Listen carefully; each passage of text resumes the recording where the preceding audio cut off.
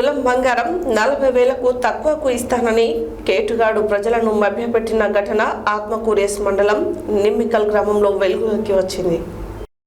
తులం బంగారం 40,000 రూపాయలకు తక్కువగా వస్తుందని కేటుగాడు ప్రజలను మభ్యపెట్టిన ఘటన ఆత్మకూరు ఎస్ మండల నిమ్మకల్లు గ్రామంలో వెలుగులోకి వచ్చింది.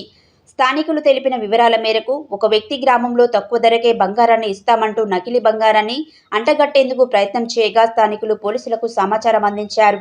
పట్టుబడిన నిందితుడు ఉత్తరప్రదేశ్ చెందిన వ్యక్తిగా పోలీసులు గుర్తించారు. 80,000 రూపాయలకు పైన ఉన్న బంగారం ధర తక్కువగా ఉందని, ఎవరైనా ఫోన్ చేసి ఇంకా ఇతర కారణాలు చెప్పి తక్కువ ధరకే బంగారాన్ని ఇస్తామంటూ ఎవరైనా వస్తే ప్రజలు అస్సలు నమ్మవద్దని, అది మోసంగా గుర్తించాలని పోలీసులు సూచించారు.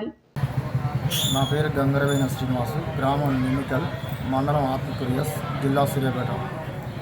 మొన్న సాయంత్రం 5:30 గంటలకు ఉత్తరప్రదేశ్ చెందిన ఒక వ్యక్తి నా దగ్గర బంగారం ఉన్నది 40,000 కొంటామని చెప్పేసి నా కాడికి వచ్చిన తర్వాత అతని దగ్గర నుంచి ఒక పీస్ తీసుకొని మా ఫ్రెండ్ గారు గోల్డ్ షాప్ పంపించిన. అతను 10 నిమిషాల తర్వాత ఇది నకిలీ బంగారం అని చెప్పేసి నాకు చెప్పిన తర్వాత నేను అతని ముందు ఇంట్లోకి పోయి ఒక 20,000 రూపాయలు తీసుకొచ్చి